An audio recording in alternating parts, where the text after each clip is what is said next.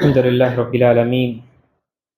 الصلاة والسلام على رسوله الكريم وعلى آله وصحبه أجمعين وعلى من تبعهم بإحسان إلى يوم الدين. أما بعد.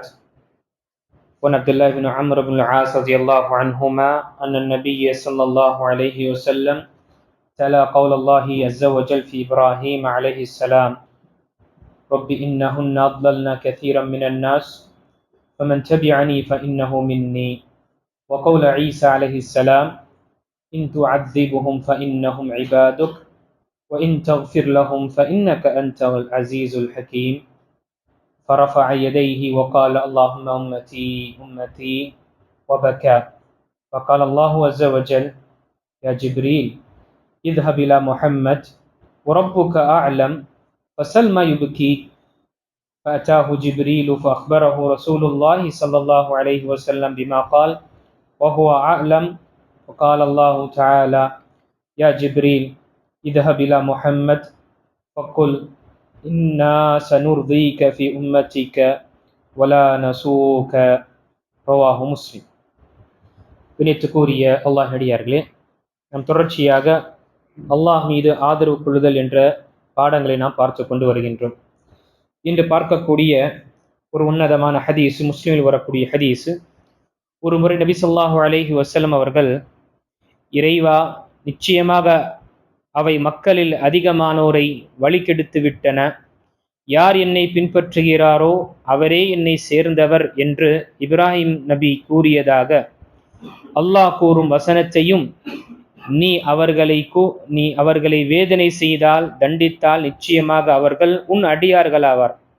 அவர்களை நீ மன்னித்தால் நிச்சயமாக நீ கண்ணியம் வாய்ந்தவனாகவும் ஞானமிக்கமுமாகிய இருக்கின்றாய் என்ற இந்த ஈசா அலைஹிஸ்ஸலாம் கூறியதாக வரும் வசனத்தையும் ஓதினார்கள்.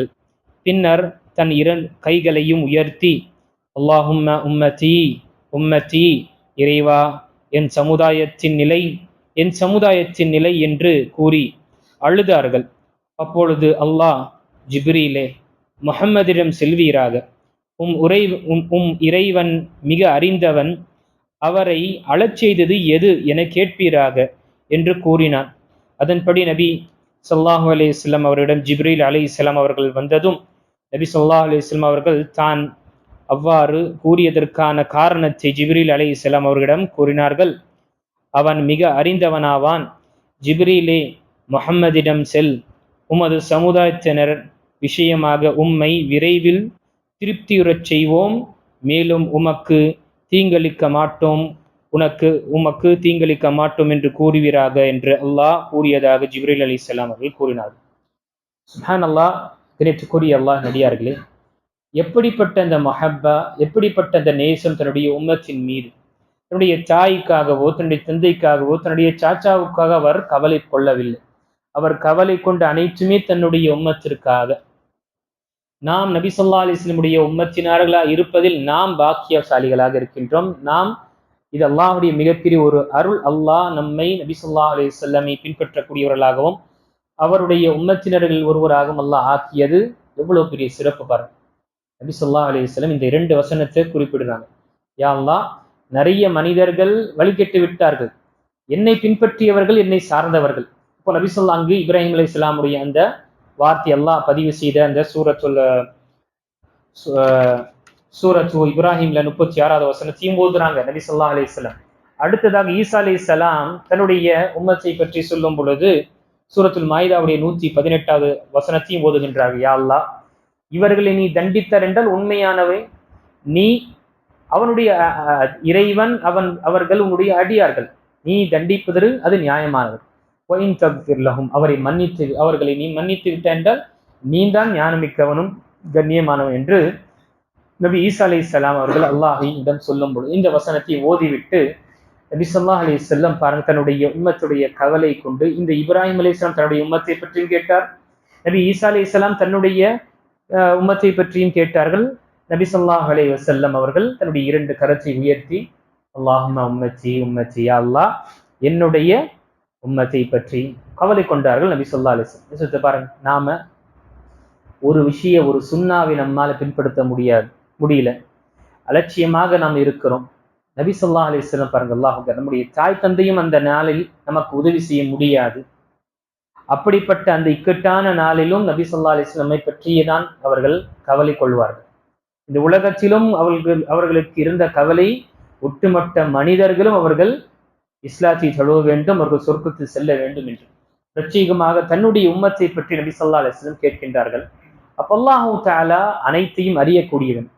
நபி ஸல்லல்லாஹு அலைஹி வஸல்லம் அவர்களுக்கு எந்த விஷயம் சிரமப்படுத்தியது, எந்த விஷயம் அவர்களை அழச் செய்தது, அதை ஜிப்ரீல் அலைஹிஸ்ஸலாமுக்கு அவர்களுக்கு காண்பிப்பதற்காக அல்லாஹ் தஆலா, ஜிப்ரீலே நீங்க போங்க, போய் கேளுங்க முஹம்மதுக்கு எந்த விஷயம் அழ வைத்தது, எந்த விஷயத்தை கொண்டு அவங்க அழுகுறாங்க, கண்ணீர் வடிகிறாங்க.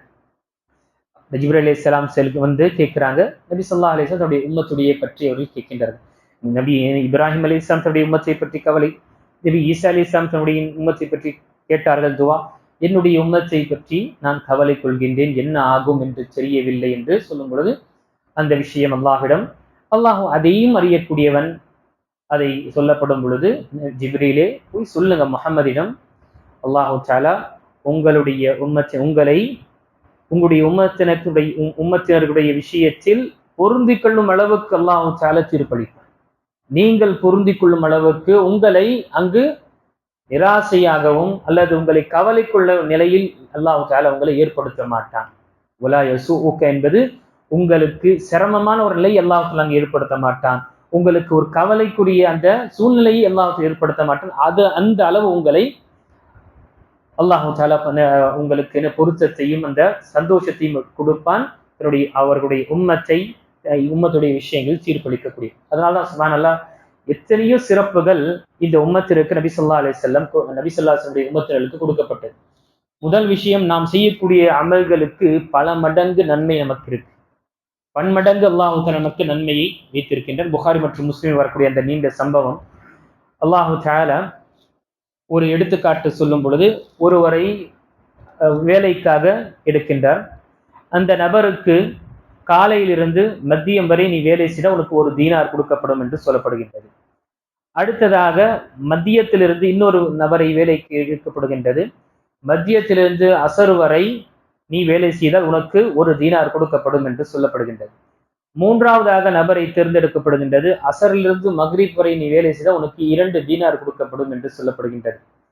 அப்போ இந்த எடுத்துக்காட்டு சொல்லி அந்த நபர்கள் கேட்கின்றார்கள். அந்த எடுத்துக்காட்டில் அல்லாஹ் தஆலா முதல் யூதர்களையும், இரண்டாவது கிறிஸ்துவர்களையும், மூன்றாவதாக அந்த வேலைக்காக எடுத்தது உம்மத்தினர் இந்த முஸ்லிம் உம்மத்தையும் இங்கு சுட்டி காட்டி இந்த இருவர்களும் கேட்கின்றார்கள், மாலனா அக்ஸரு அமலன் வ அகல்லு அஜ்ரா.